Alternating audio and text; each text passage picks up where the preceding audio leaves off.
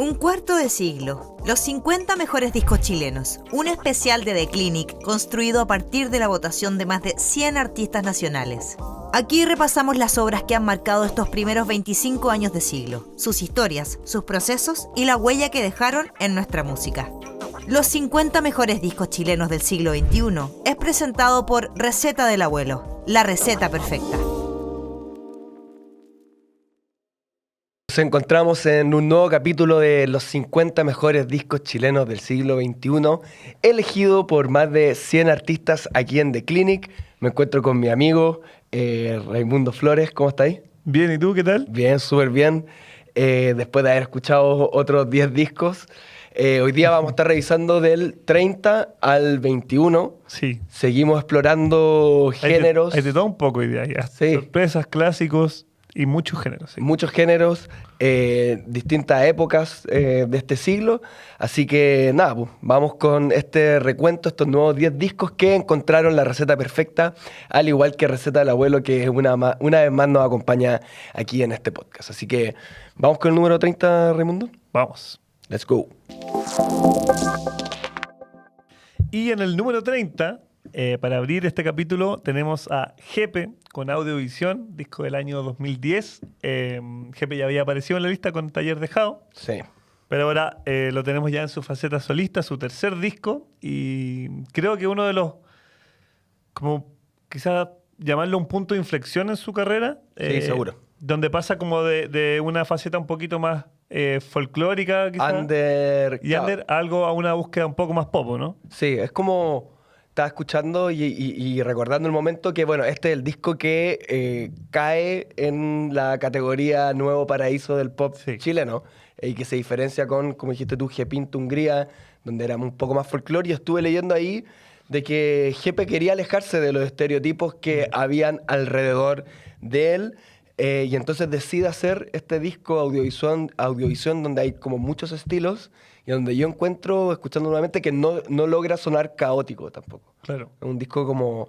tiene una cosita de invierno-otoño, como tiene un tinte. Recuerdo haber escuchado mucho en la radio este disco también. Sí, con La Ventana, sobre todo, gran hit. Me hizo sentido lo que decís de caótico, hice la pega como tú esta vez, porque traje cuñas. A ver.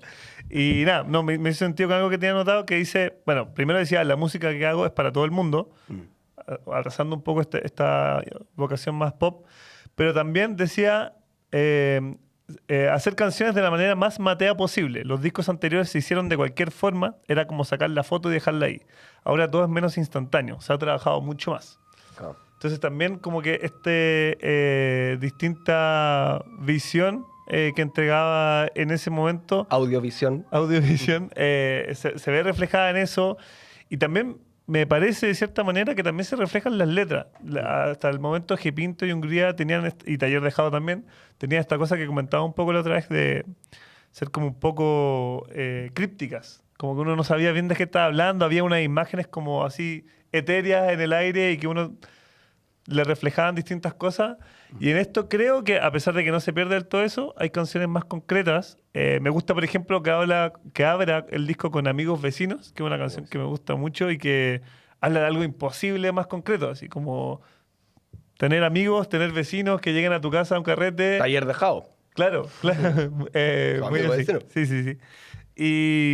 Y eso, como que siento que también...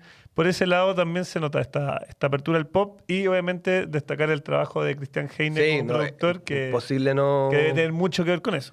Imposible no decirlo. Estaba leyendo también que si bien tú decís que fue un disco más trabajado, ¿sí? Creo que igual también seguía teniendo esa flexibilidad y exploración. Estaba leyendo que, por ejemplo, en una canción se entusiasmó porque quería grabar la batería y el no tenía baqueta. ¿Ya? Así que ocupó un tenor y un cuchillo y funcionó. Buenísimo. Y quedó. Entonces es un disco que se trabaja mucho más. Sobre Un Día Ayer, que es otra canción que creo que sonó mucho, además de Por la Ventana. Muy de Radio 1. Muy de Radio 1, muy de Radio 0, muy de Radio Horizonte, que también que en paz descanse. Sí. Y él decía que Heine le decía, esta canción le va a gustar a la gente, y a Jepe un poco le daba miedo, ¿cachai? le empezó a poner cosas, hacer el coro arriba y un falsete. Y de hecho, lo del preciosa, no lo va a hacer, lo sacó del corazón.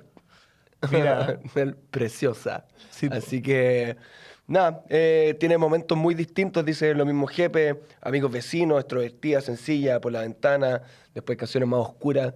Creo que es un disco en donde marca un cambio en Jepe, una apertura a otros sonidos, como un público, una vocación más popular, te Sí. diría. Antes del gran salto que fue después, Claro. el disco siguiente, en donde ya la vocación era de masas y no como en este. Bueno, tenemos el De todas disco. maneras, sí, tenemos el disco acá, se ve, sí.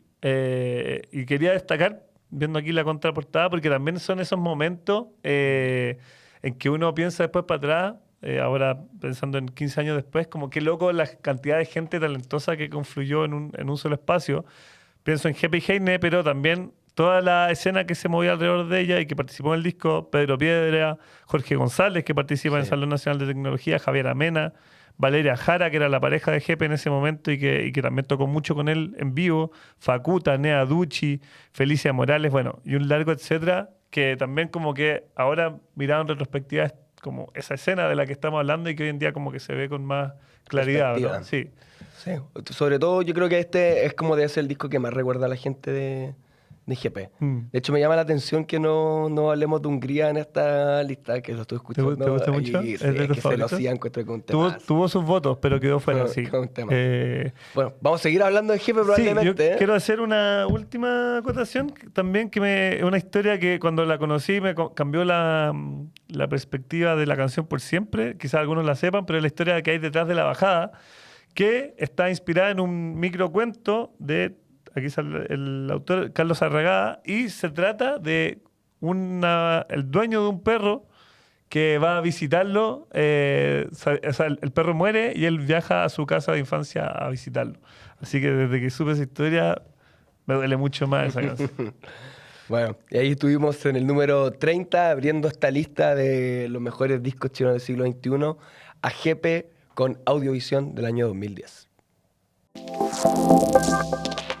Y en el puesto número 29 tenemos a Justo y Necesario de los Fothermockers. Justo y necesario que esté en esta lista, ¿no? No los Motherfuckers, los Fothermockers, con este disco del 2008, si no me equivoco, donde tenemos grandes canciones como Explorador, que es la que abre el disco, y la que cierra el disco también, 2022, 2022. Que para mí es como el amor violento de los millennials. Oh, Para mí es como hay un paralelo Sí.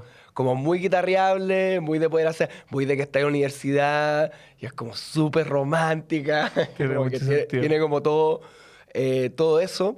De hecho, sobre la canción encontré una entrevista de Briseño en cómo se hizo en la ciencia detrás de la canción y él encontraba muy chistoso que era una letra que estaba fechada en el futuro, Sí. pero que ahora es el pasado, porque Claro. ya fue, y que la canción un poco hablaba de que los problemas son eternamente iguales.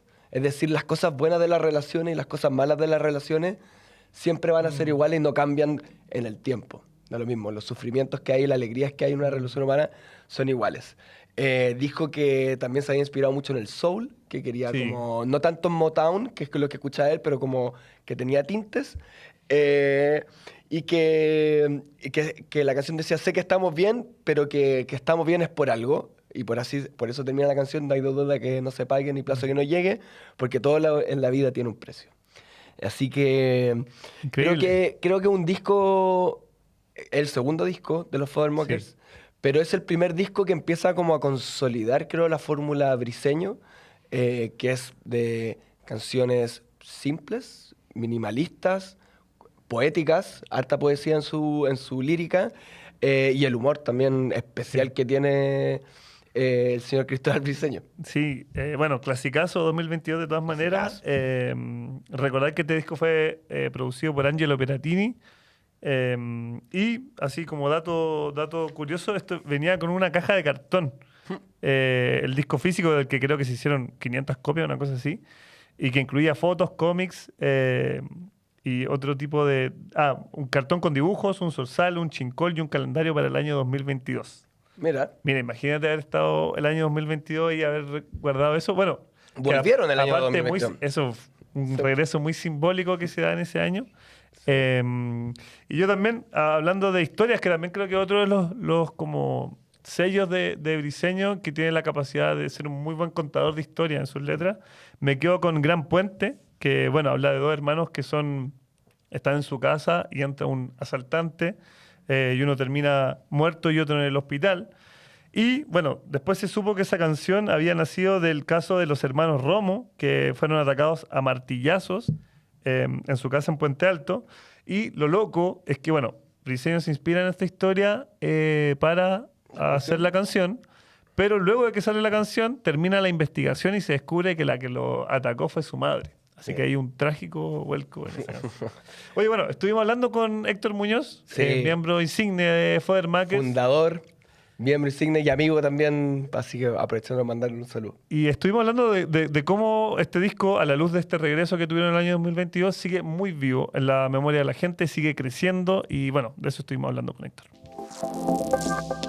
Esa es la gracia que tuvo el Justo y Necesario, que es un organismo vivo. Eso, así lo siento, así se siente al tocar las canciones ahora con nosotros en nuestros 40s, algo que grabamos cuando estábamos en nuestros 20 o casi cerrando los 20 en mi caso, y que siga esto más para adelante. Me gusta que esté inscrito ahí, que tenga su lugar bien merecido, que se le ha dado el tiempo. Quizás no en su momento cuando salió, pero sí en retrospectiva que haya tenido como ese alcance. Te das cuenta de que plantaste un árbol, pusiste una semilla o dejaste algo, dejaste una pequeña contribución. Y de eso como que estoy súper agradecido. Es un lindo legado que se puede dejar y que se mantiene con vida mientras lo estén escuchando. Ahí teníamos a Héctor Muñoz, guitarrista, fundador de Fodermakers, hablando un poco del legado que ha tenido este disco y la banda también. Creo que también es súper importante hablar de eso, de cómo parte Fodermakers, después son Los Haces Falsos, ahora son Fodermakers de nuevo. Bueno, y que el nombre de Haces Falsos está mencionado en la canción homónima de... Sí, pues en este disco está la canción de Los Haces Falsos. Y otro datito, ellos debutan, los Fodermakers, tocando en la convención Beatles Chile 2005. Mira. Y ahora van a estar tocando los Beatles también próximamente, así que nada, entretenido. Y así terminamos esta revisión en el puesto número 29 de Justo y Necesario de los Fodermakers. Y en el puesto número 28 de nuestro listado aparece Chico Trujillo con Cumbia Chilombiana, disco del año 2006. 2006, sí. Y que si bien no es el debut de Chico Trujillo, porque Chico Trujillo ya llevaba varios años, bueno, comenzaron el año 2000, sí es como un disco que tuvo más difusión que los anteriores, que tenían dos, que habían tenido como una distribución más independiente. Bueno, uno de ellos había sido grabado en Alemania, en vivo, pero Cumbia Chilombiana es como donde se concreta un fenómeno que ya se venía gestando, claro, en la escena en vivo. Un fenómeno que ya hablamos en el primer capítulo de nuestro podcast, en el caso de Juana Fe, Sí. Que había toda una escena de bandas de nueva cumbia en el Galpón Víctor Jara, como la banda Conmoción, La Mano Ajena, Los mismos Juana Fe. Los mismos Juana Fe, y Chico Trujillo cabe eso. Entonces yo creo que este disco, La Cumbia Chilombiana, además de que tiene la selección de canciones, es tremenda. O sea, tenemos El Conductor, La Mediadillita, La Escoba, Regresa. O sea, tiene como grandes Muchos hits que ya están dentro del cancionero nacional, que hemos hablado un poco, como 18 de septiembre, Año Nuevo, matrimonio. Si estáis ahí es porque ya eres parte. Entonces creo que esa misma escena que es la que está hablando ayudó mucho a que este disco tuviera más repercusión. Sí, cabe destacar que es una historia un poco conocida igual, pero por si alguien no la sabe, el origen de Chico Trujillo está en la Floripondio, la misma banda que lidera hasta el día de hoy el Macha. Villa Alemana. Ellos estaban de gira por Europa y como que les empieza a bajar una cierta nostalgia por Chile. Hacían unas giras muy largas, hacen hasta el día de hoy. Y esa nostalgia se transforma en ganas de tocar cumbia, las canciones que escuchaban cuando chico, boleros también en parte. Y esa inquietud como que termina después convirtiéndose en otro grupo que fue lo que sería el germen de Chico Trujillo. Sí. También destacar que este disco, al menos en particular, son casi puras reversiones de clásicos antiguos, canciones que ahí estuvieron recopilando de distintos países de Latinoamérica, con excepción de Mira si no debe venir, que fue como la primera, o sea, la única composición de Macha en este disco, algo que después como que dejaría entrar más en los otros discos, pero en este disco son más bien reversiones. Oye, y el cumbia chilombiana tiene un origen interesante que yo no sabía, que tú me dijiste, que tenía que ver con un poco con la cultura canábica acá en Chile. Sí. Y estuve ahí haciéndome la pega. Y claro, con fines meramente laborales. Sí, laborales siempre, o recreativos. Bueno, en Chile el cáñamo era muy abundante en el Valle Central. En su minuto, en el siglo XX. Era muy importante para la economía, sobre todo en Aconcagua, donde había como una producción industrial.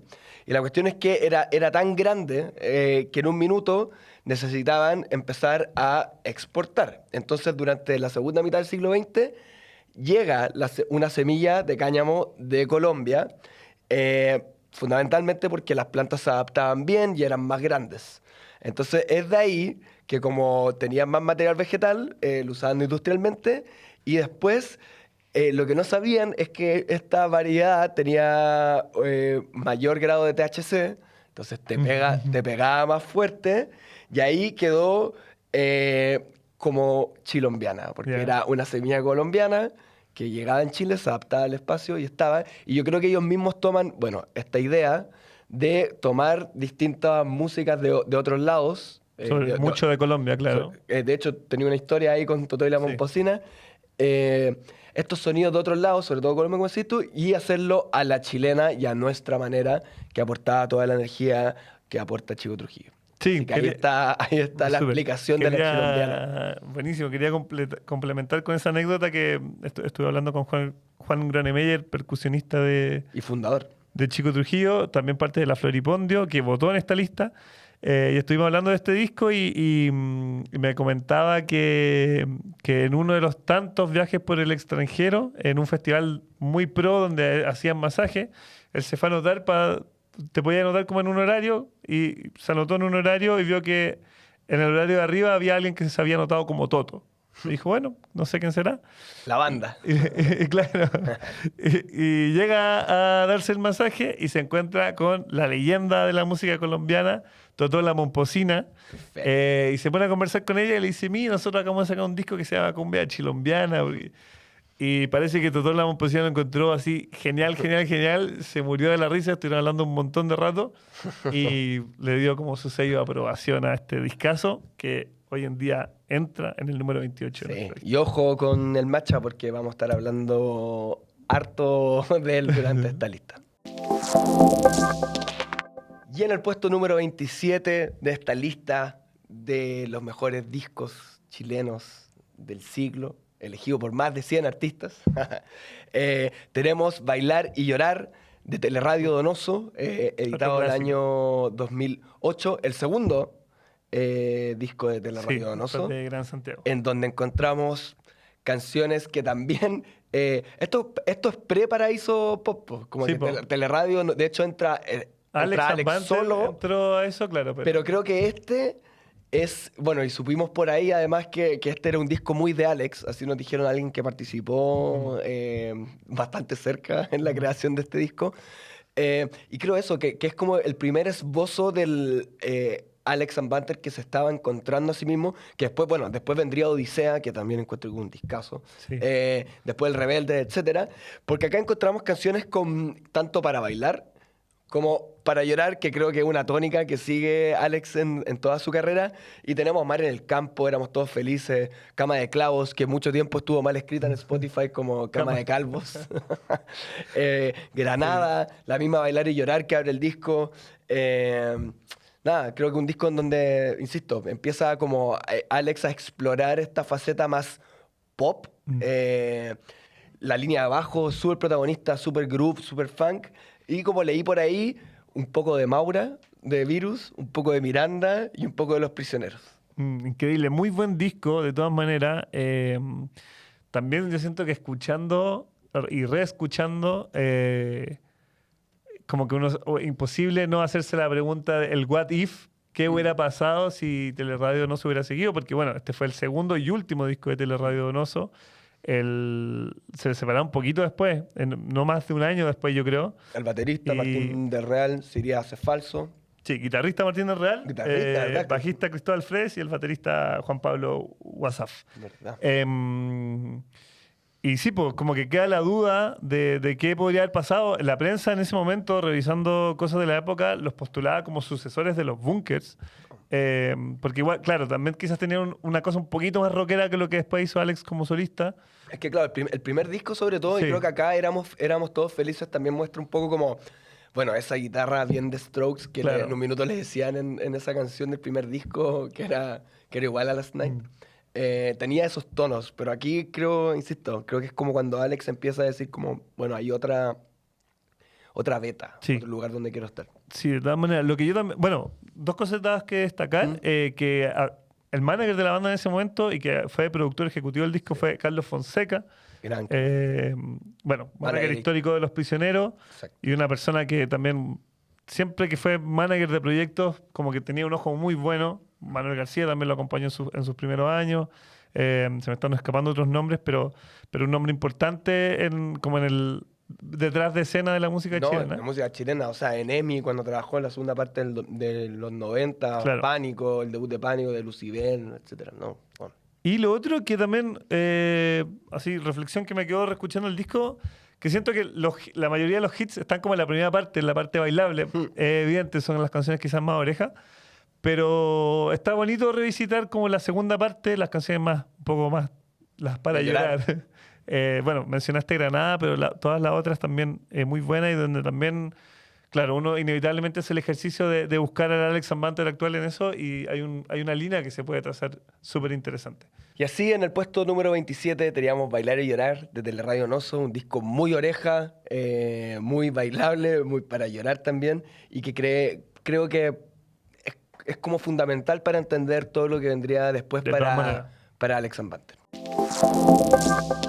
Y en el número 26 tenemos un disco, un favorito personal. Tenemos que hay que transparentarlo. tenemos que En total no transparentar. votamos, así No, que se por puede eso, decir. no votamos, así que estamos felices de que este disco haya estado. Personalmente, un disco que a mí me marcó mucho en esa época, 2011, creo que otro disco que cae en el paraíso del pop. Sí. Y estamos hablando de Astro con su disco homónimo, un disco Del 2011. que tiene texturas, nada, lo que decían en esa época y se sigue diciendo, MGMT, Animal Collective, Flaming Lips, se notan todas esas referencias en un disco también muy local, donde tiene canciones como, bueno, Ciervos, que se escuchó mucho en la radio también. Panda, que Panda, estuvo en que el estuvo en FIFA FIFA. 2013, granito. Muy bueno. Manglares, que es mi favorita personal. Muy buena, creo que también la mía. También está, bueno, Colombo, que fue otra canción que se escuchó mucho. Así que, nada, creo que es un disco también un poco icónico, con el video de Ciervos, cómo están Sí. vestidos, los tenía ahí, tenemos el vinilo Lo atrás. grabaron en Puyehue. Aquí tenemos el disco. Bueno, el vinilo está atrás. pero El no vinilo sé está si se atrás. ve también. Sí, ese videoclip lo grabaron en Puyehue. Justo comentábamos con Andrés Nusser que había sido también un momento como de sentir que el proyecto iba hacia un lado, como de materializar audiovisualmente también una propuesta que claro, la descripción que hacías tú es súper real, obviamente estaba en esa referencia, que muchas veces se usó como crítica, Sí, todo el rato. pero también como que creo que siempre, de todas maneras, hay un valor súper grande en chilenizar cosas, Sí.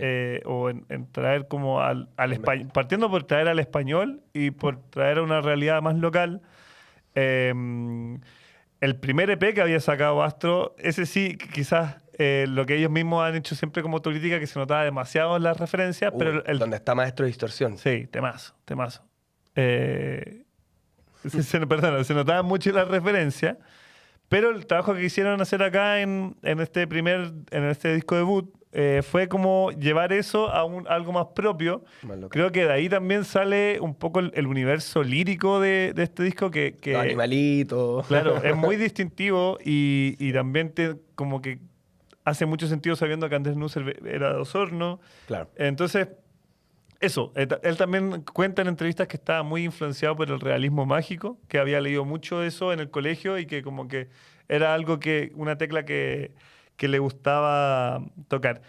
Quiero destacar también el show en vivo, que estoy seguro que sí. te tocó mucho verlo, yo también. Lo vimos mucho en Bar Loreto. Sí, en todos lados. Bueno, Pero la parte final, cuando se ponían a tocar batería, todos los tambores. Con manglares, si no me muy equivoco, bueno. ¿no? Sí. Muy bueno. Sí, hacían como que se ponían todos, Sí, dejaban los como cuatro. algunas cosas los sonando Mustache y se ponían a tocar percusiones todos, se intercambiaban las baquetas, si no me equivoco. No, bueno, da lo mismo, pero No, muy un buen show show en muy vivo. entretenido. Una No paraba banda que... nunca. ¿Ah? No paraba nunca ese show, era Sí. muy, muy arriba. Bueno, este disco fue incluso en su momento incluido por la radio estadounidense NPR, lo mismo Tocaban de Tiny mucho Desk. afuera. Sí, como Tocaban uno de mucho. los mejores 50 discos de ese año. Tocaba mucho, como y mucho eso, con Red Bull, me acuerdo. Fue de las primeras bandas que como que había marcas, sí. Po. se semi-internacionalizó también, más que otras. Mm. Como que tocaban harto en México, etcétera. No, gran disco, gran época, gran banda, que no pudo replicar en su segundo disco, Chico de la Luz. No, Injustamente para mí, pero ese es otro debate. no, ahí tenemos parra. Pero no logro dar... Mira, yo creo que cuando hacer el hagamos este mismo clic. ejercicio, el año 2050, Va a estar Chico de la Luz en el top 10. Rage Bait ahí, no. El tiempo me dará la razón. Oye, pero estuviste hablando con Andrés Nusser. Sí, hablamos, bueno, sobre este proceso creativo que él mismo lo define literalmente como muy creativo, así que veamos lo que nos contó.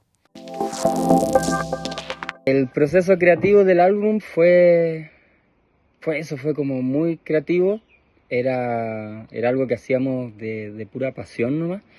Y estábamos buscando como colores muy luminosos, mucha energía y sentir que estábamos haciendo algo nuevo. Obvio, teníamos un montón de referencias, pero nada, sentíamos que estábamos como construyendo algo que no se había hecho antes.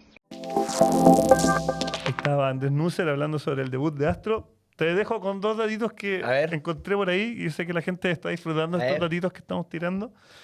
Uno, que Nusser estudió canto con Francesca Ancarola, gran nombre de la música de raíz folclórica chilena, y que luego, también en relación a su estudio y a lo que veníamos hablando de Teleradio Donoso, entró a estudiar a la Escuela Moderna de Música, donde conoció a Octavio Cavieres, con quien fundó Astro, pero también fue compañero de Alex Zambante. ¿Ese era Lego Mustache o Z No, Mustache? los Mustache se sumaron después al proyecto que tenían Nusser y Cavieres. Perfecto. Que los Mustache eran un dúo de DJs y los vieron tocando cuando tocaban como dúo y se quedaron encantados y ahí Mira, se ahí pusieron a sucedió tocar la los magia. cuatro. Sucedió la magia. Fueron los Así que, animalitos.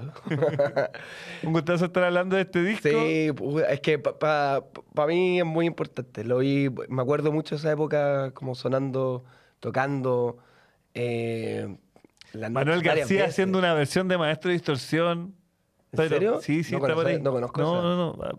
Lo voy a- la vamos a Terminando escuchar. esto, la vamos La a ponemos YouTube. ahí. Así que eso, en el puesto número 26, con un disco que encontró la receta perfecta, al igual que Receta del Abuelo, estaba Astro con su disco homónimo, Astro. Y en el puesto número 25, volvemos al rap, Ya. hip hop. Tenemos a Gala de Bronco Coyote del año 2016, si no me equivoco. 2015. 2015. Gala, que se llama este disco por su perrita Sí. que tenía en ese tiempo. Una portada de Lonely Joke, que creo que también es como un nombre que vamos a ver en varias carátulas, Yo etcétera. creo que fue de las primeras que hizo. ¿Ah? Habría Puede que ser. fact-chequear eso, pero sí. Pero después hizo varias carátulas, ha hecho a Jepe. Bueno, de nuevo a Broncoyote, a La Moral Distraída, me acuerdo que le hizo una, a Cami Gallardo, la edición deluxe de Rosa era ¿Viste? de unas ilustraciones. Así que se metió harto en ese mundo. Bueno, yo ya lo dije en el podcast pasado, yo con el rap y el hip hop no me hallo, me cuesta, pero de Bronco yo había escuchado mucho el disco anterior, con eso te lo digo todo, tiene una canción que se llama Página Social que me gusta mucho, Y tengo entendido, y dime tú si estoy bien o mal, pero aquí hay como una evolución a querer acercarse a otros, como a otros Sí, mundos. quizás más que nada como una consolidación de un sonido y de una propuesta, no sé si solo sonora, sino que una propuesta en sí, como de incluso un poco romper estas barreras que hay, que a veces cuando se habla de rap se habla como de algo que está muy como entre unas murallas difíciles de votar y bueno, Bronco Coyote siempre ha estado como, a pesar de que viene de ese mundo, como votándola y saltándola. Primero por sus dotes, porque puede cantar bien, porque bueno, Bueno, es profe de lenguaje, claro, entonces tiene muchas cosas que han hecho, herramientas. herramientas que han hecho de su propuesta algo más allá.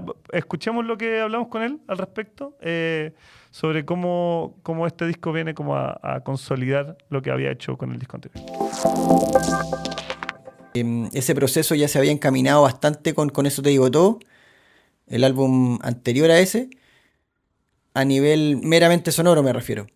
Pero en Gala se cerró mejor a nivel estético por las temáticas, las colaboraciones y sobre todo por ese tono más personal que tiene. El que en nuestro país es más propio del mundo indie o del pop.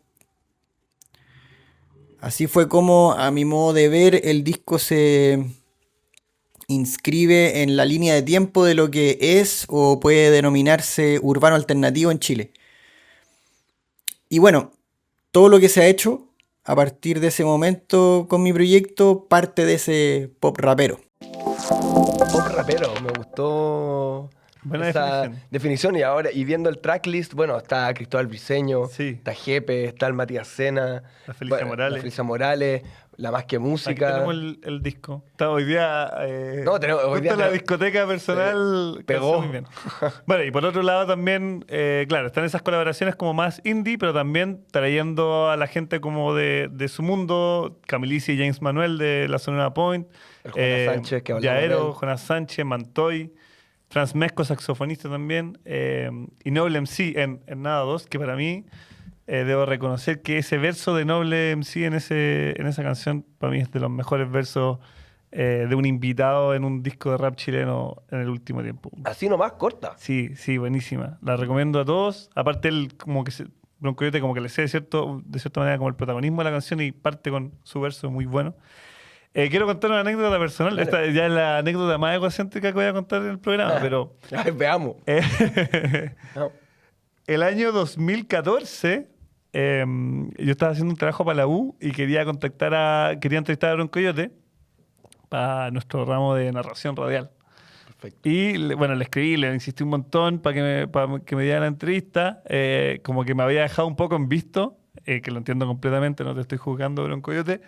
Y le mandé una foto que tenía con él del lanzamiento de Con Eso Te Digo Todo. Y como que le dio pena y me dijo, ya, acompáñame a pasear a mi perrita mañana a las 4 de la ¿A tarde. su perrita Gala? A su perrita Gala. Y eso, la primera vez que entrevisté a un músico fue a Bronco Coyote en esa entrevista junto a Gala. Mira. Así que, nada. Una Una anécdota, ¿no? ¿Valía la pena? obvio, valía la pena No sé totalmente. si sirve de algo para entender este disco. Lo que sí Pero te sirve toca. es que él también hablaba, quizás no se refleja tan así como expresamente, lo que creo que es interesante porque no es tan evidente, pero él lo que comentaba también de ese disco ahora y en ese momento es que también era un disco que de cierta manera reflejaba como el sentirse bien con uno mismo. Él decía que estaba pasando por un buen momento, como tú decías, era profe, tenía esa pega estable, le estaba yendo bien en la música, tenía una cierta estabilidad y por eso Gala también es como quizás como el reflejo de eso, de tu zona de confort, de tus seres queridos, de estar en paz contigo mismo.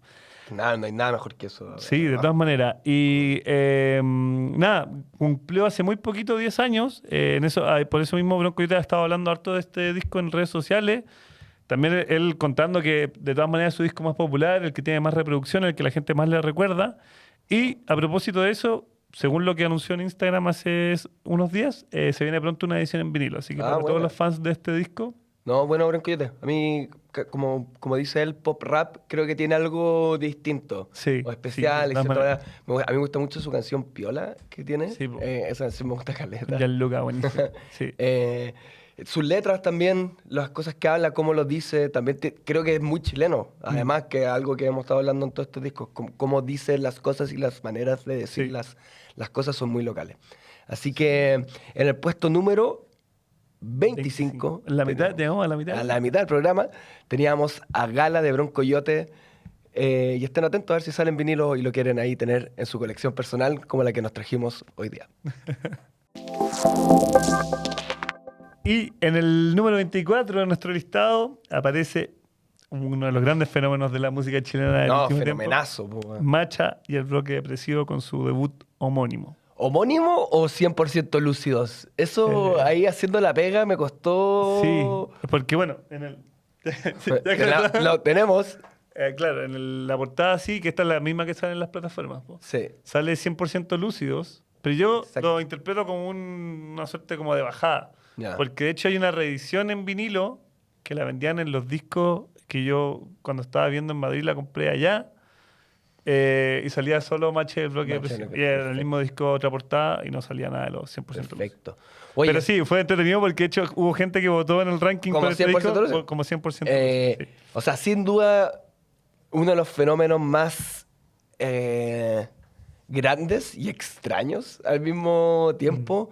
Una banda que tiene solo un disco publicado, que se forjó como su grandeza tocando en vivo. Me acuerdo mucho de ese video en YouTube Sí. con Álvaro Enrique en París.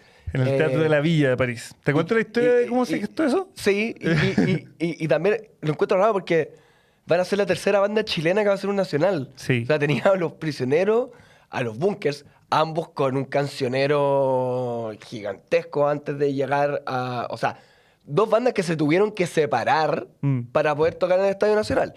Y esta es una que completamente en sus propios términos y contra toda lógica Empresarial, empresarial, lo que queráis, lo logra. Entonces, puta, creo que hay un temazo ahí por descubrir. Ojalá pudiera hablar con el Macha, pero no Hoy no día es que muy no va a ávido para las entrevistas. Pero cuéntame un poco de esa grabación que es muy, muy icónica. Sí, bueno, volviendo a lo que estábamos hablando de Chico Trujillo, esto también el proyecto de Bloque Depresivo también se forma como un apéndice de eso, de un segmento que empezaron a hacer los shows de Chico Trujillo, donde cantaban como boleros.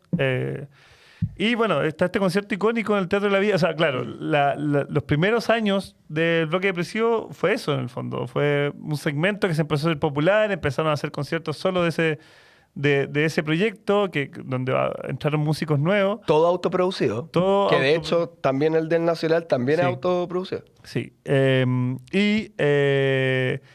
Una vez, tocando en una gira en Francia, en un barcito, cantaron Regresa, que es de Chico Trujillo, pero es uno de los temas más como boleros de Chico Trujillo.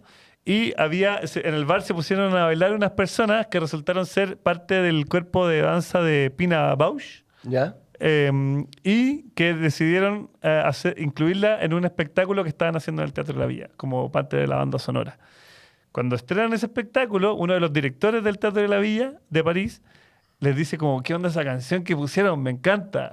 Como, ¿quién es? Lo quiero traer. Y ahí es como contactan al Macha y terminan llevando al Bloque Depresivo a esa filmación que durante mucho tiempo fue como el gran registro Claro. que había sobre ellos. Con Álvaro Enrique Sí, po. tocando.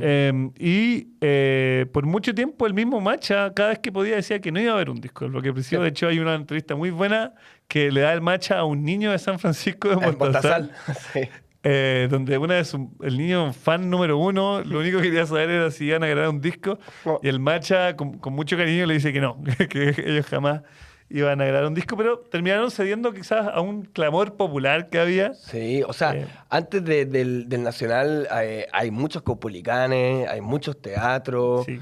hay como un trabajo, puta, es muy orgánico, es muy... 100%. Y creo que el bolero también toca mucho la fibra del chileno. Sí, de la memoria como colectiva. Bueno, este disco está producido por Mario Breuer, que un gigante que ha trabajado con Charly García, Fito Páez, Calamaro, chilenos Lucibel, La Ley. Lo contactamos, de hecho, pero no Nos contestó- dijo que estaba dijo muy que estaba ocupado. a punto ya me iba a mandar la respuesta. Estaba trabajando en un disco muy importante.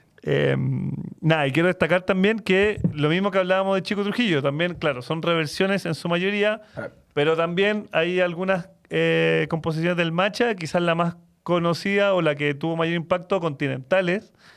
Y no sé, me da para pensar también cómo el Macha como que dialoga tan bien.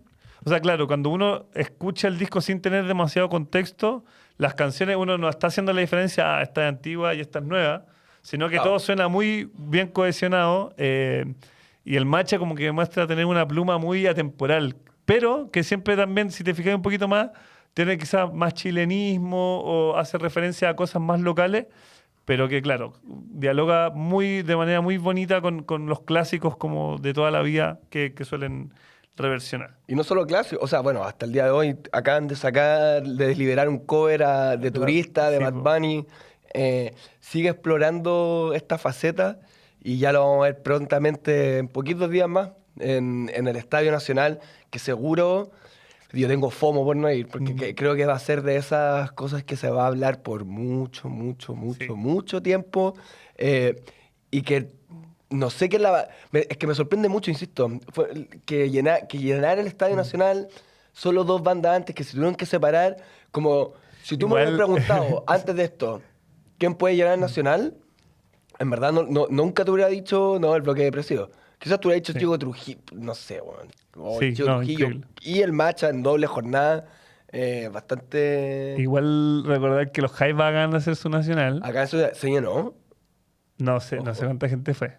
Bueno, Miriam Hernández se llenó. también. Pedrito, nuestro director, sí. dice que sí. Creo que son un poco más de 2, pero igual son muy pocos. Es un Y hito. bueno, viejo. ¿Para qué nos vamos a poner? Bueno, que IMJ se viene IMJ el se próximo viene. año también. Bueno, ya se liberó. ¿Qué hay en común con IMJ con Macha? No dan entrevista. ¿No dan entrevista? Es sí. Por razones distintas, eso sí que creo, pero bueno. En el puesto número 24 tenemos este disco ya icónico. ¿Será el único que tendremos del Macha de Bloque? No lo sabemos. Estaba Macha de Bloque Depresivo con Macha de Bloque Depresivo o 100% Lucios, como quieran llamarlo. Seguimos con nuestro repaso de los 50 mejores discos chilenos del siglo XXI y en el puesto número 23 está Utopía de CAS y Utópico. Y para hablar de ese disco estamos aquí con CAS. ¿Qué tal? Yo, ¿cómo estamos, cabros? Bien, ¿y tú? Bien, muy contento por la noticia. Un honor estar aquí sentado con usted y nada, o sea, celebrar el número 23. Muy simbólico además. Sí, muy simbólico. Tengo una canción número 23 con mi hermano Yaero, que hace un rato estábamos conversando de él. Y nada, o sea, un orgullo, ¿cachai? Como el premio a la constancia y al trabajo durante más de 20 años. Más de 20 años. Una locura. Aquí seguimos. Súper. Oye, bueno, Tocara. de eso te quería partir preguntando, porque obviamente quizás lo hemos hablado, en esta lista han aparecido muchos discos debut, muchos segundos discos que estaban como donde había carreras que se estaban formando y que tenían como mucho que decir. Pero en tu caso es un poco, no sé si todo lo contrario, pero es otro el caso porque tú venías de hacer música hace mucho tiempo, habías tenido distintos proyectos, dúos, grupos. ¿Qué sentís que hubo en este disco que hizo que quizás pasara como fuera, llegar un poquito más allá? O sea, para empezar, el junte con el Uto, que igual lo conocía desde el 2005, 2006, haciendo full rap y todo eso, pero fueron las ganas de experimentar en otras cosas, o sea, como que, no sé, este año para mí fue volver al rap, en ese momento fue alejarme del rap y hacer algo nuevo, ¿cachai? En mi horizonte musical, o sea, hacer trap, que yo ya venía haciendo con KCN hace un tiempo, ¿cachai? Como del 2013, pero ya 2016, 2017, junto al Utópico fue como ya, hagamos un proyecto más experimental, y si lo pensáis, Utopía no es reggaetón de la mata por ningún motivo, ¿cachai? Tiene mucho trap, tiene rap más experimental y también tiene este afrobeat más ligado al reggaetón, medio dancehall, ¿cachai?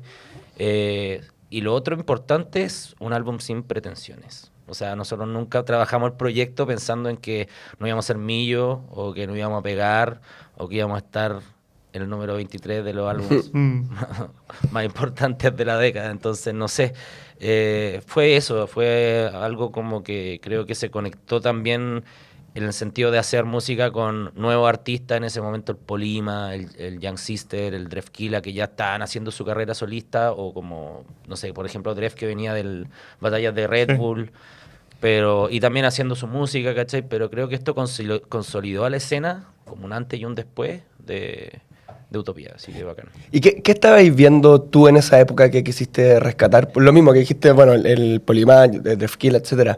Pero como que sentíais que había algo en el aire que había que capturar. No sé si se demoró mucho o no hacer el disco como Utopía. Fue un proceso como de 2 años. Igual nosotros trabajamos relativamente rápido. Y ese álbum se grabó en mi pieza, en mi casa, en mi home studio. En ese momento no había el estudio que tengo hoy día, donde yo hoy día trabajo con la salitrera, un equipo grande, un estudio como reconocido en todo lo que se hace dentro. Y también creo que eso era especial, po. O sea, invitar a todo el mundo a mi pieza, que yo tenía mi cama y el computador. O sea, Tu espacio. todo el día ahí era como... Ya me voy a relajar, me tiraba a la cama, después me paraba al estudio y pasábamos todo el día ahí con todos los artistas que también estuvieron participando en el proyecto, ¿cachai? Pero creo que, no sé, fue como ese momento, esa instancia, la gente adecuada, las ganas, que nunca faltan, pero creo que todo se fue dando, bueno, y bacán. Oye, y en ese contexto te quería preguntar, como en ese contexto digo de estar grabando en tu casa, hay canciones muy icónicas de este disco, y te quería preguntar si esos versos de los artistas invitados surgieron ahí mismo, como escribiendo todo en colaboración, o de repente alguno llegaba con las cosas un poco adelantadas. ¿Cómo fue? Pensando sobre todo en esos versos de Drefkila, de Young Sister, de Polimar. Sí, lo entiendo. O sea, como que en general el proceso creativo es súper diverso. Puede suceder en el momento, como de repente así la instrumental, y conversáis como el concepto y después te lo lleváis como de tarea para la casa. O no sé, ¿cachai? Como que depende del proceso, pero en este caso todo sucedió ahí y en el momento, ¿cachai? Como que en una tarde hicimos el Dámelo, en una tarde hicimos el Te Quiero Ver con los cabros, en una tarde hicimos el Temple con Gianluca, que ese tema para mí es como el favorito del álbum porque también es como súper introspectivo y habla un poco como de, bueno, el proceso que estaba viviendo también, y que también identifica mucho al Jan en ese sad boy culture, sí, ¿cachai? Como justo ahí... del trap más cortavena, ¿cachai? Que todo lo contrario al Te Quiero Ver. O sea, que no deja de ser un desamor, pero también tiene ese sonido más fresco, más radial. Pero era bacán eso de representar a la gente con la música que estábamos haciendo. Es una locura. Pero más que nada agradecerle al Utópico por haber creído en mí. Bueno. Eso, ¿cómo se dio esa...? Bueno, ya dijiste que lo conocía hace tiempo. Claro. Pero ¿cómo, en qué minuto deciden? ¿Cómo fue? ¿Te acordáis si hubo una conversación? Se fue dando, como que fue fluyendo. Fue como, ya hermano, ha pasado mucho rato, hagamos música. Y yo estoy como en esta parada. Y el Uto también siempre fue versátil, pero muy estricto en su rap From Maipú. Y ¿cachai? Fue como, ya, quiero hacer otra wea. Y ahí fue que empezó a fluir, y él trabaja muy rápido, yo también trabajo muy rápido. O sea, de repente el weón me mandaba 3, 4 maquetas de beats, y yo le mandaba de vuelta al otro día 3 maquetas grabadas. Y ahí fue como, ya, a ver, ¿qué onda? Uno de esos de repente fue el que quedó, ¿cachai? Fue como, ya, direccionemos el álbum por acá. Y se pegaba los piques de Maipú para Provi, para mi casa. Y después terminó cambiándose a Ñuñoa porque estábamos trabajando full el álbum y empezaron a funcionar las cosas, ¿cachai? Como que fue un compromiso de parte de los dos, y también nos hicimos muy amigos. O sea, siempre fuimos amigos y conocidos dentro del rubro, pero después ya... Pero es que ahí hace una relación de trabajo. Con hermanos, claro. ¿cachai? Y él también expandió mucho su mente en el sentido de música y también de diversidad cultural, ¿cachai? Entonces, creo que los dos aportamos eso, y el álbum después nos dio la razón. O sea, como que todo el trabajo valió la pena. Los cabros que antiguamente nos criticaban estaban ahí al teléfono o por redes. Oye, hermano, qué weá, la cagaron. Gracias por el momento, ¿cachai? Y creo que otra cosa importante es el cover, weón, la carátula, weón. Sí, te quería preguntar porque sé que tiene una buena historia. Claro, adelante. Sé que la he contado otras veces, pero esta es muy buena. Bueno, la foto original es de mi papá. Yo soy el niño del cover, que hay gente todavía que no entiende que sea yo. O sea, que obviamente está photoshopeado el los tatuajes, ¿cachai? Pero la sopaipilla es mía desde Desde siempre. siempre. Precursor de la... Eso no está en Photoshop, weón. Y, Ahora sí, yo creo. y nada, o sea, saludar también al Vanek, que fue el hombre que hizo el Photoshop detrás del cover. La idea, obviamente, creativa fue, yo creo que esta carátula y que tenga esto, pero él fue el que realizó el diseño. Independiente que yo soy diseñador también y que siempre estoy más bien metido en mis cosas, pero le di la oportunidad al hombre, que también le mando un abrazo. Y nada, creo que también, no sé por qué fue tan atractiva el cover dentro de ese año, ¿cachai? Como que todo el mundo como que hizo un clic con ese niño, que por suerte era yo. Oye, pero ¿y la foto la teníais guardada hace tiempo y la queríais usar? ¿O justo en el proceso de hacer Utopía te mandó tu tía clásica? Así como, oye, mira, encontré esta foto y dijiste como, bueno, O sea, mi viejo con mi vieja toda la vida sacando fotos análogas y revelándolas, y teníamos unas cajas separadas por viaje y cositas. Bacán. Y ahí fue como que cuando yo me fui, no, porque esto fue antes de irme a vivir solo, pero revisando fotos y más, y de repente empecé a digitalizar algunas. Porque quería compartir en redes en ese momento, como que Facebook era el todo, Sí, ¿cachai? su y álbum. como ya vamos a compartir así el pasado del SEA, ¿cachai? Y después como que en un momento me acuerdo que subí esa foto y fue como oh, qué bacán, qué onda el estilo, este weón ocupar el pelo desde ahí, fue como ya, esta foto pega, ¿cachai? Y ahora, por ejemplo, que saqué Michelangelo, También, ¿no? también es una foto así antigua, pero un poquito más grande de ese proceso. Es como la nostalgia de, por ejemplo, Michelangelo en este caso es mi nostalgia de mis monitos de acción y mis caricaturas favoritas, que eran las Tortugas Ninja. Y Utopía en este caso era la utopía de vivir de esto, ¿cachai? Entonces como que siempre estoy rescatando algunos details y procesos que he tenido durante mi vida, y qué mejor que las fotos de mi hijo. Bacán. Bueno, ya te vamos a preguntar por este activo 2025, pero para seguir con Utopía, quería volver a lo que decía antes, ¿no? Como este disco también había sido una forma de... O sea, significó, te terminó dando la razón por una apuesta que tú venías haciendo hace mucho tiempo, aunque sean diversos estilos. Tú desde el comienzo te destacaste quizás por estar buscando sonidos que quizás no eran lo que más apegado a lo que se hacía comúnmente, a lo que defendía la gente también como más talibana, más ortodoxa, purista, claro. ¿Lo viviste así? ¿Lo viste como una victoria? ¿Lo viste como por poder echarte para atrás y relajarte y decir, por fin, tenía razón? Igual sí. Obvio, fue una lucha de años. O sea, siempre he nadado contra la corriente. Esa es la verdad. Y cuando lo más fácil para mí en ese momento era quedarme haciendo hip hop. Porque igual el hip hop acá, al menos en Latinoamérica y en Chile, del 2008 en adelante hasta el 2014, yo diría que era el más fuerte de Latinoamérica y probablemente o sea, después de Estados Unidos, obviamente. Había una industria... Fuertísima y a nivel underground, o sea, independiente, ¿cachai? Que juntaba ya todos los artistas en un Caupolicán o en un... ¿El sur es hardcore? ¿Cachai? Claro, sur es hardcore, God Level, todos estos enfermos del rap, etcétera, que eran autoproducidos y repletaban, ¿cachai? Sí. Y eso que no estaban las distribuidoras ni nada, ni los sellos en ese momento, ¿cachai? Pero siempre quise hacer lo otro, ¿cachai? Entonces empecé a incursionar en trap, en otras weas, y como que, obvio, recibí críticas constructivas y destructivas, obviamente. Y es súper fácil también, uno como artista sensible, es fácil desilusionarse, weón, del proceso y mandar toda la cresta, ¿cachai? Y no lo hice. Tuve esa fuerza, yo creo, de la gente que me quiere, de mi familia y de los cabros que, a pesar de que las redes no eran tan fuertes, sí se sentía ese backup de la gente, bueno, dale, tú eres bueno, que te dé lo mismo lo que piensa el resto. Y un poco el consejo que sigo tirando hoy día 2025 a las nuevas generaciones, o sea, aguantar la presión, si te gusta lo que así, hazlo del Cora y las cosas probablemente vayan a funcionar. Claro, ser auténtico también es parte del... Claro, no estar mirando tanto para el lado y tratar de ser feliz con esto, güey. Si al final es como eso. Y creo que terminó funcionando a partir de esa premisa, ¿cachai? Perfecto.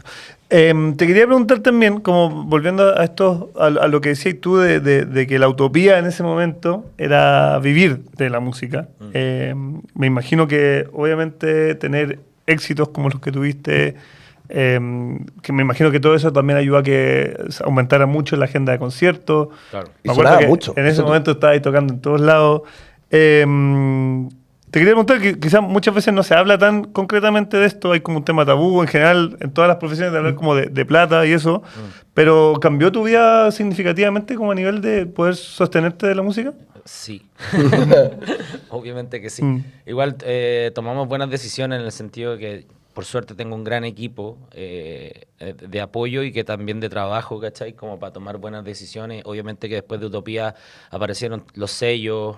Que justo estaba como todo... También como que todo todo empezó estaba a pasando. funcionar. Las marcas estaban también empezando a mirar Exacto. como... Y que lo hemos hablado un poco, pero después de el Paraíso Pop, Denver, no sé qué, que como Claro. que todas Eso las, es lo que pasó que con todas las los marcas indie, estaban claro. ahí del 2011 O al el 2000. hype de la cumbia también, que fue como Obvio. súper Claro. fuerte y de repente apareció el trap.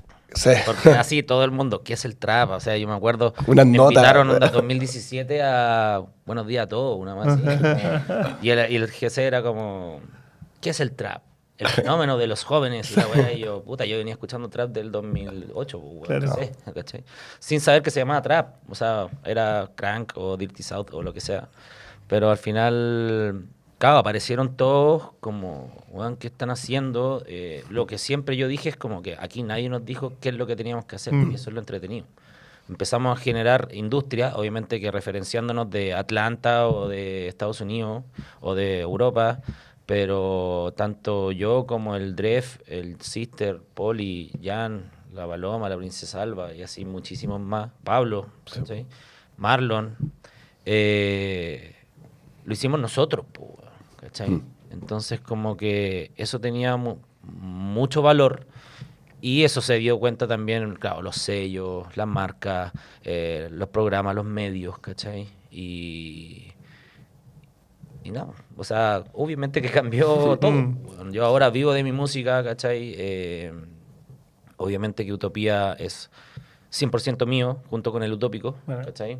Nunca he prestado mis regalías, por decirlo de alguna forma, pero esa guagua es mía, ¿cachai? Y me voy a la tumba con él, supongo. A menos de que... Que vendáis tus derechos después. el catálogo cuando ya tenga 80 años, Claro. pero llego a los 80, así como Red Hot Chili Peppers, ¿cachai? Sí, Como, todos lo están como- haciendo igual, Como sí. todos los cracks que han vendido su catálogo, pero nada, es un orgullo. Pero tenés tú la sartén por el mango Sí, en ese caso totalmente. igual, de todas Sí, maneras. entonces, Sí. claro que sí, cambió mi vida de un día para otro. Oye, y la sensación de también de estar tocando en vivo y pasar de probablemente, obviamente, canciones que tu público reconocía y tú tenías tu fanática de todas maneras y gente que te seguía, pero pasar y a tocar, me imagino, a cualquier lado que la gente se sepa de memoria tus canciones, fue algo Sí, sorprendente. No, muy loco.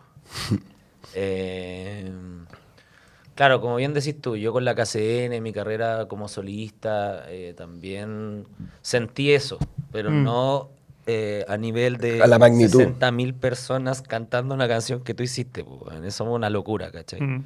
Que creo que una buena representación de eso es Lollapalooza del 2022. O sea que de verdad es la sensación más loca que he sentido en mi vida, pues, weón, ¿cachai? De ese mar de gente viéndote, apoyándote, cantándote contigo. Y no solamente, claro, los hits, ¿cachai?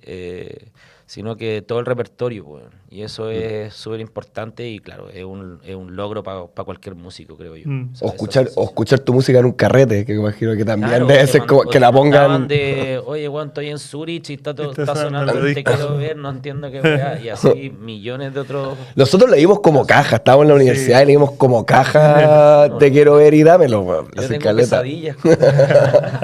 Pero de verdad que, claro, es un orgullo y hasta el día de hoy, o sea, yo hace muy poco fui a cantar para niños del Sename, hermano, y 9, 8, 10 años gritándose el te quiero ver.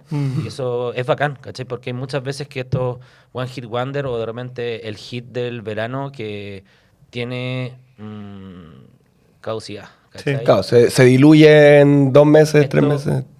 a ver, el 2026 celebramos los 8 años de Utopía y siguen apareciendo nuevos fans, siguen apareciendo nuevos oyentes, niños, cabros jóvenes como, loco, primera vez que escucho esta weá y esta weá suena 2026, ¿cachai? Entonces, tuvimos suerte de hacer música que permaneciera en el tiempo, ¿cachai? Me acordé de lo que nos decía el Exítico de la Noche, que también nos decía, claro, por un lado estaba la locura de, no sé, ir a cantar al Festival de Viña, pero por otro también estaba la locura de repente que nos invitaran a eventos, a lugares que nunca nos habían invitado, ir a tocar, me imagino, al sur, al norte, que también te pasó harto y que también quizás eran públicos que no te esperabas porque en Lollapalooza también uno que tiene esa cuota de sorpresa, pero de cuánta gente te va a ir a ver. Pero me imagino que también empezar a viajar más por la música también debe ser como un súper logro y debe ser loco ir al sur, ir al norte. Locura. Claro, tuve la oportunidad de, estuve en Madrid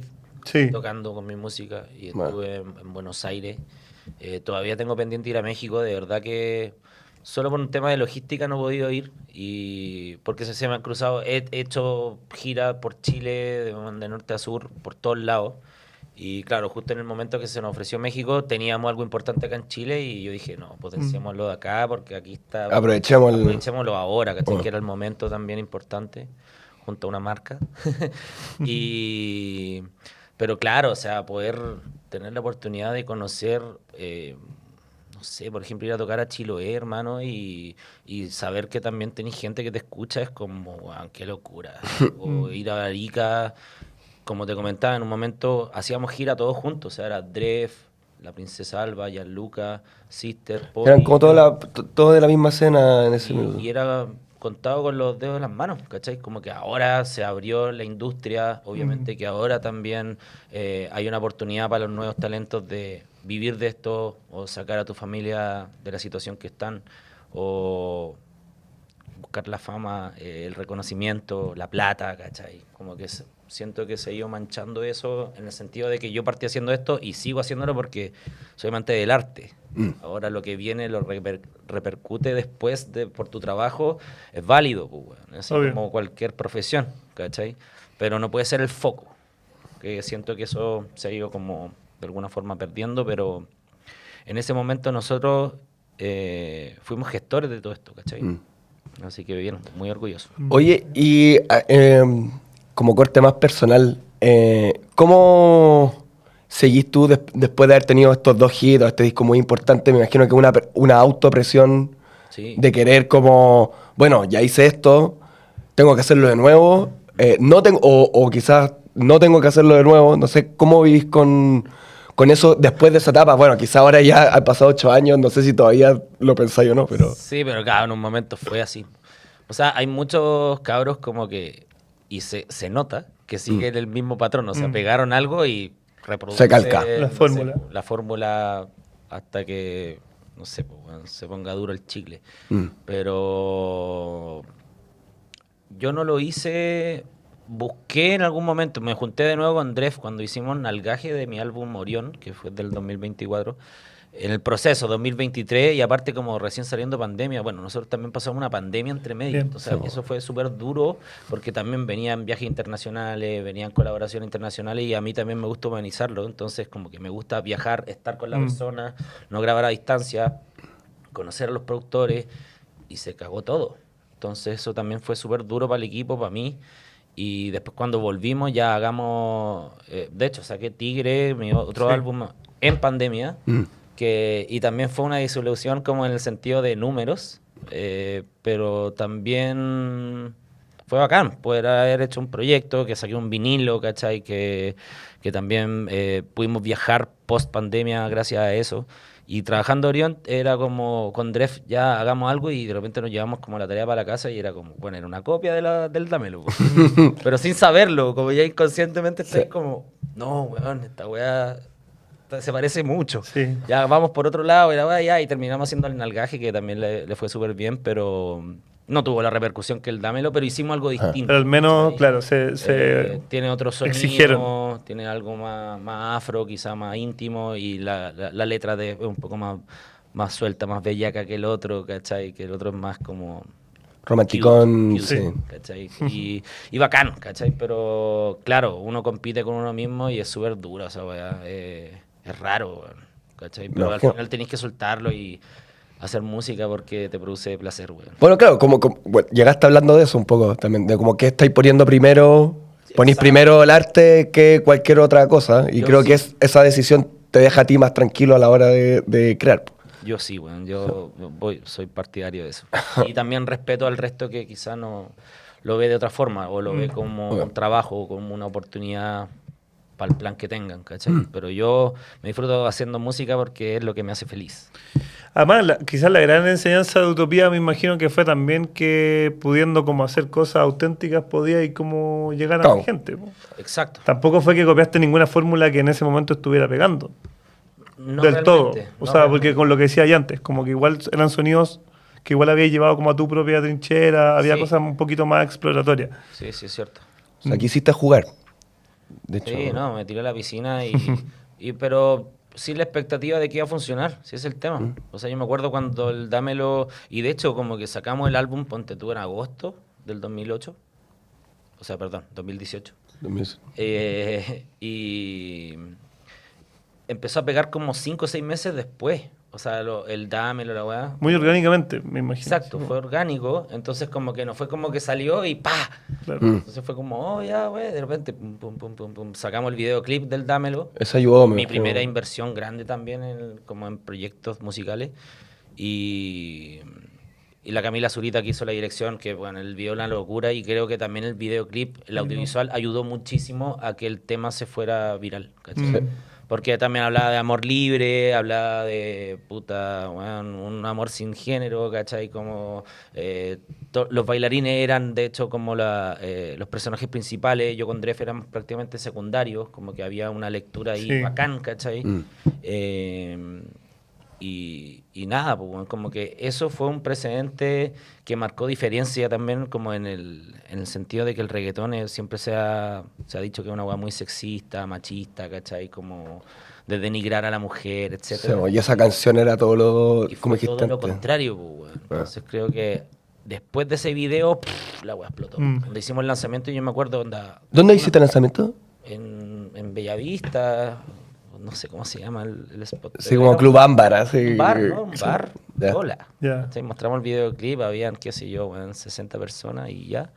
Y a la semana tenía como 5 o 6 millones de reproducciones. Y esa weá fue loca. Y el primer día me fui a mi casa y ya tenía como 200.000 visitas. Fue como, ¿qué?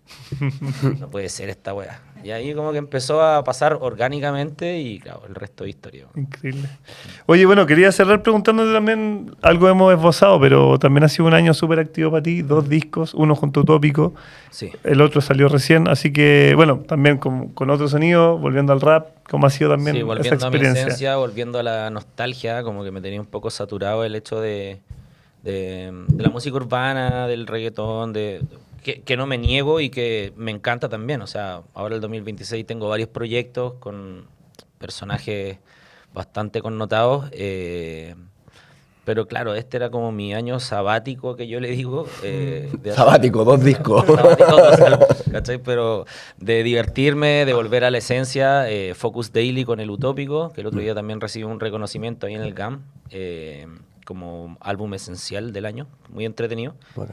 Y fue también volver a hacer música con liricistas, Jonas Sánchez, Ley 20.000, Bronco Yote, que son los más cercanos, y la nueva camada, los Cash Rules, el Slum, Hermanos Desgracia, y así muchísimos más, Lambar Luna, la 22 Rus, el Cito Loba, bueno, todos los cabros, Branco.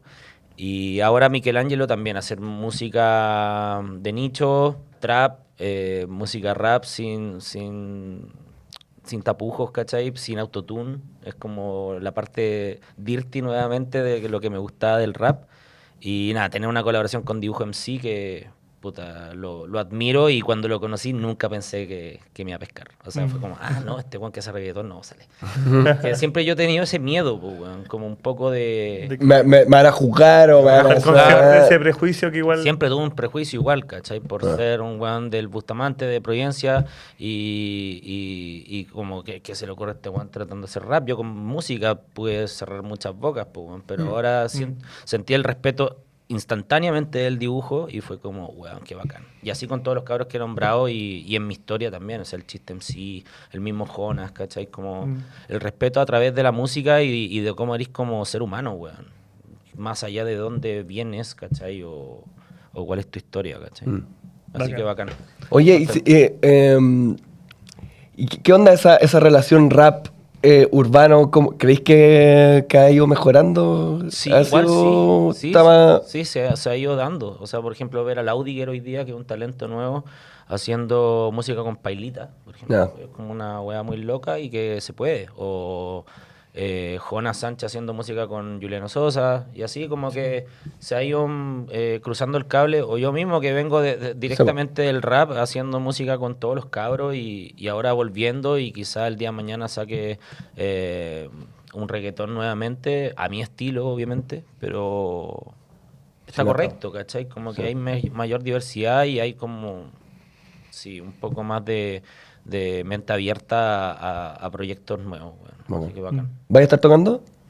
Ahora Próximamente. toco la próxima semana, terminando el año, voy a presentar mi álbum, el Michelangelo, Ya. en un café que se llama 901, allá en Providencia, que se están haciendo unos ciclos de música bacanes. Y nada, se vienen varias cosas en verano, así que tienen que seguir ahí mis redes para que lo pongan aquí abajo. Arroba CAS. Nada, agradecido de la invitación. No, a ti. Buenísimo. Oye, gracias por estar acá. Obviamente la idea de este proyecto es celebrar la música chilena los últimos 25 años y hoy estuvimos celebrando Utopía de CAS y Utópico en el puesto número 23. ¿Vamos con el próximo disco? Vamos con el próximo disco. Y en el puesto número 22 tenemos a Mama Soul con Fe, disco del 2001. Mama Soul, un grupo integrado Siete mujeres. enteramente por mujeres. 7, una banda que surge el año 98 Sí. con Moyenay Valdés, cantante, quien venía al conjunto Lunanfá con Juanita Parra. Sí. El propósito de ellos querían hacer una banda de soul, como lo dice el nombre, funk, que solo fuera de mujeres, pero en nuestro país, y ahí reclutan a la rapera Mística, ex Enigma Oculto, la guitarrista y cantante Michelle Espinosa y la ex baterista de Venus, Paula Parra. Sí. Bueno, y ahí se terminan reclutando más gente, al final llegan a 7, pero sí, destacar que quizá hoy día no suena tan loco, pero la prensa de la época como que era una rareza que hubiera una banda de mujeres. No, me imagino. Luna en Fa como que ya había intentado eso, bueno, había otros proyectos similares, pero este fue el que tuvo como gran Como banda. repercusión. Porque como de hecho banda, ese mismo sí. año Nicole saca Viaje Infinito. Claro. Entonces, Sí. que lo vimos. Sí, de todas maneras. Y bueno, también destacar que es algo parecido. Para mí es fácil trazar como ciertos paralelos con Gondwana, que también por ese año sacaron Alabanza, que del año 2000, del que ya hablamos. Por varias razones. Primero, al igual que Gondwana, era una banda que quizá Gondwana estuvo más años como sin sacar discos, pero se habían formado en el 98 y sacaron su primer disco recién en el 2001. Estuvieron 3 años tocando donde pudieran y perfeccionando este sonido muy único que, claro, bebía del soul, del R&B, del rap, Funk. del funk. Y también como que es bonito lo que está pasando porque se hace mucho sentido también el disco de Nicole, Viaje Infinito, que hablábamos que era un disco que bebía como de mucho de lo que estaba en tendencia en esa época. Sí. Y ellas también, de otra manera, también hicieron lo mismo en el fondo. Era el Neo Soul, Lauryn Hill, Erykah Badu en Estados Unidos estaban pegando un montón. Y ellas como que chilenizaron ese sonido en este disco que, volviendo al paralelo con Gondwana, tenía como una cierta entre algo de espiritualidad, también También mucho político. como hablando de la dictadura, de la colonización, de la importancia de la unión de las personas. Bueno, hay una canción particular que está inspirada en el asesinato de del papá de Moyeney, que murió en un incidente en los años 80 con un guardia de seguridad. Entonces, siento que es como un clima que se respira, que queda muy bien reflejado en estos discos y que es bacán como poder mirar atrás y leer, poder leer un poco la sociedad y las inquietudes de los jóvenes con esa mirada. Sí, ¿no? Y un disco que si está en esta lista claramente es porque dejó su huella y marcó un precedente. Yo creo que así mirando ya con la perspectiva del tiempo, seguramente fue de las primeras, como dijimos antes, primeras bandas de mujeres y como que da la sensación de que es una posibilidad y un camino y de haber sido seguramente la primera referencia. O sea, yo me acuerdo que hasta había una que fue Jurado de Rojo. La Jeanette Poilouin. Sí. ¿Sabes? Fue, Sí. Entonces me imagino que era como dentro de la música las ponía en primera línea y creo que Mama Soul en ese sentido, en la historia musical del país y lo que respecta a la historia musical en el género femenino, sin duda debe tener un peso bastante grande. Sí, la presencia en esta lista claramente grafica eso y hablamos con Michelle Espinosa precisamente de eso, de por qué sentía ella que el disco había calado tan hondo. La salida de nuestro disco fue una novedad, ¿cachai? Fue súper potente porque de partida, claro, el hecho de que éramos puras mujeres y que tocábamos y que un poco éramos una gran mezcla de vertientes que cada una le ponía a este proyecto. También como que recogimos mucho lo que también estaba sonando, como todo el tema R&B, el hip hop, la mezcla de tantos elementos, yo creo que lo hizo una comida muy completa, era muy interesante. Veníamos con temáticas distintas, estábamos hablando cosas muy humanitarias, de cosas sociales, de sentimientos muy profundos, mezclado con un poco de humor, de autocrítica. Estaba entonces Michelle Espinosa hablando sobre Fe de Mama Soul. Lo otro que quiero destacar yo es que también ella, lo que hablábamos con Michelle también, que ella destacaba que para ella fue como un súper hito grabar de manera tan profesional viniendo de lo que venían, ¿no? Que era tocar donde pudieran, en el bar que pudieran, con problemas de sonido muchas veces. Y tuvieron una grabación súper profesional en Estudios del Sur, donde estuvieron varios días en eso, perfeccionando como la propuesta, porque también era algo, como decíamos, incipiente, como están agarrando de que distintas mezclaba maneras, muchas cosas y que había que como ordenar. aterrizarlo. Claro, de todas maneras. Hay una anécdota muy buena, precisamente con Jeanette Poilouin, que ella, como para entrar en la onda que tenía este disco, decidió grabar unas voces prendiendo unas velas en el estudio. Y estas velas como que empezaron a chisporrotear así como de manera violenta. Y dijeron, mejor apaguemos las velas. Y termina de grabar y la llaman y le dicen que su departamento se estaba incendiando. No. Damn. Oye, ahí había... Sí, había energía. Vudú. Sí, dando Energía vueltas. vudú. Oye, y un shout-out a Estudios del Sur. Ojo, Sí, po. que es de los mejores estudios de Sudamérica. Desde hace muchos años. Hace claro. muchos años, hasta Mac Miller estuvo antes de morir Sí, ahí, grabando. Así que también otro espacio que en este podcast, además de hablar de los sellos, discos y la claro. música, hemos hablado de sellos, Estudios. hemos hablado de productoras, hemos hablado de, no sé... De todo un poco. De todo un poco. Entonces es bueno ir diciendo a todos estos lugares y espacios que han sido un aporte en estos Sí. 25 años. Lo último que quería decir, bueno, que recordar que este disco fue nominado a un Grammy Latino. De hecho, en esa categoría que fue Mejor Álbum Pop, compitieron con Supernova. Mira. Y bueno, también esos fueron los mismos Latin Grammy que estuvo Nicole, que estuvo La Ley, que estuvo Cecilia Echenique y que estuvo Humberto Gatica. Fue un O sea, Latin Grammy muy chileno. Al principio del milenio estábamos... Estaba todo pasando. Estaba todo pasando en Chile. Así que eso, nada, un placer revisitar este disco, que sin duda como que caló súper hondo. Sí. Y eso, en el puesto 22 estaba Mama Soul con Fe. Y en el primer lugar de la lista de hoy, de este capítulo, en el número 21, tenemos también, en lo personal, una sorpresa también. Sí. esas sorpresas buenas que nos pasó en el capítulo pasado, como con el Mala Mía, tenemos en el puesto número 21 a Niña Tormenta con Losa, del año 2017. Sí.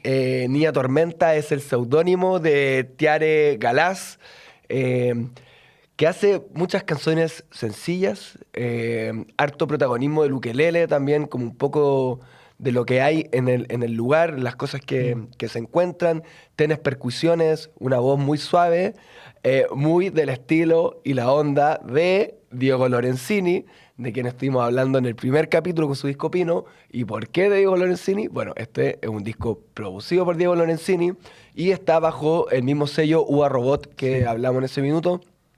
UA Robot, que su mantra es como canciones simples, ¿no? canciones simples, hechas como un juego, etc. Y creo que tiene mucho de eso, como que ellos dos comparten, tienen ese mismo espíritu chasquilla que hablábamos de enfrentar a la canción con lo que hay. Con el material. De todas maneras, sí. Lo que estaba pensando yo ahora, la última escucha que le puse al disco, es como que, no sé si te ha pasado, pero de repente se nota demasiado la mano de un productor. Sí, y es como que un productor como que terminó como... Puso su visión. Claro, no, pero cuando se pasa como al lado malo, así que es como ya, esto es como un disco de esta persona, pero a través de otra voz. Y siento que eso no pasa en este caso. Se nota que hay un universo compartido con Diego Lorenzini, pero también es una oportunidad, pensando que es el primer disco de Niña Tormenta, de descubrir una voz como súper propia, súper auténtica, que también al mismo tiempo como que toma quizás este legado como invisible, pero muy omnipresente en la música chilena, que es como el legado del folclore, teniendo como a Violeta Parra como gran referente, pero al mismo tiempo como trayéndolo al presente. Si bien hay letras que hablan como de cosas más universales, también hay pequeñas referencias a cosas más como del hoy. Una de mis canciones favoritas es Va a llover hasta el domingo, que claro, habla de la tele y que en la tele están hablando de la lluvia, del clima, entonces quedémonos en la casa. Y bueno, como que está el contenido y la forma, y creo que las dos como que dialogan muy bien, porque precisamente este disco fue un disco grabado en casa, producido por Diego Lorenzini, y donde dejaron que esta intimidad de la casa como que entrara a la grabación. De hecho, en esa misma canción la grabaron un día que estaba lloviendo y estaban como súper aproblemados porque se escuchaba mucho la lluvia.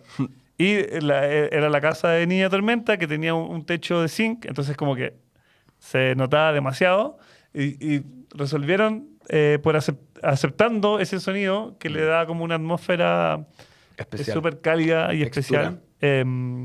Así que eso, un lujazo disco, un disco súper íntimo, súper invernal, creo yo, como siguiendo esa línea, y que también obviamente da pie como a una carrera de una cantautora que y gestora cultural también. Estuve ahí leyendo que ha hecho harta pega junto con UA Robot y Capitán Cobalto, que es la agencia que tiene como ahí junto. Sí, perfecto. Y bueno, recuerdo haberlo visto en vivo también, como pudiendo transmitir esto en cualquier escenario. Recuerdo haberlo visto alguna vez en Matucana 100. Increíble show, muy íntimo, pero no sé, había una magia ahí que tienen estas canciones, de mucha simpleza, como decíamos, pero también como de mucha potencia. Conexión, empatía. Conexión, o sea, que creo que cuando las canciones son así, como más chiquitas o como más al oído, generan un vínculo con el oyente, quien está súper fuerte y especial, ¿cachai? Que después se ve, se nota en todas partes. Entonces creo que esa autenticidad, creo que de las otras cosas que he estado reflexionando mientras hacemos toda esta lista, es como la autenticidad, siempre paga, ¿cachai? O sea, siempre sería auténtico, siempre ganáis. Y creo que este es un disco que es así. ¿Estuviste hablando con Niña Tormenta? Sí, hablamos Qué con buen Niña nombre, Tormenta. aparte, es como de superhéroe. Sí. Hablamos con Niña Tormenta principalmente sobre esto, sobre este proceso de grabación casero y cómo las cosas que pasaron en ese momento. Un disco súper casero que hicimos básicamente así, con lo que había, con pocos elementos. En ese sentido, claro, fue un disco en el que jugamos mucho, en el que yo estaba explorando quizás por primera vez de manera más seria mi voz, Y en esa exploración, no sé, pues jugamos con los elementos que había, con los instrumentos que había, y yo también pude como entender que las posibilidades que tenía también mi voz, eso me divirtió muchísimo. Ahí estaba entonces Niña Tormenta hablando sobre el proceso creativo de Losa, disco número 21 en nuestra lista. Sí, así que con este disco terminamos el capítulo de hoy. Muy lindo capítulo. El tramo de hoy estuvimos revisando desde el número 30 al 21. Muy bien acompañados por Receta del Abuelo. Insistimos, qué mejor para nosotros que además somos amigos, poder estar hablando de algo que nos gusta tanto y compartiendo aquí con La Receta Perfecta, hablando sobre discos que encontramos en La Receta Perfecta. Y vamos a seguir, todavía nos quedan 2 capítulos más. Vamos a estar revisando del número 20 al 11 y después vamos a estar a fin de año con el gran final del día al 1. El season finales. Hay más estilos, hay más género, hay más personas, hay otras que se repiten, hay sorpresas, hay discos que yo nunca había escuchado. La verdad es que está bien. Todo este ejercicio ha sido muy interesante. Así que nada, se viene con todo este cierre. Sí. Estén atentos cada martes, un nuevo capítulo. Y nada, acompañadísimos por La Receta del Abuelo. Así es. Nos vemos.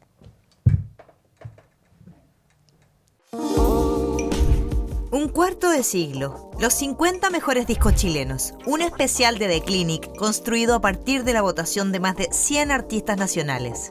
Aquí repasamos las obras que han marcado estos primeros 25 años de siglo, sus historias, sus procesos y la huella que dejaron en nuestra música. Los 50 mejores discos chilenos del siglo XXI es presentado por Receta del Abuelo, La Receta Perfecta.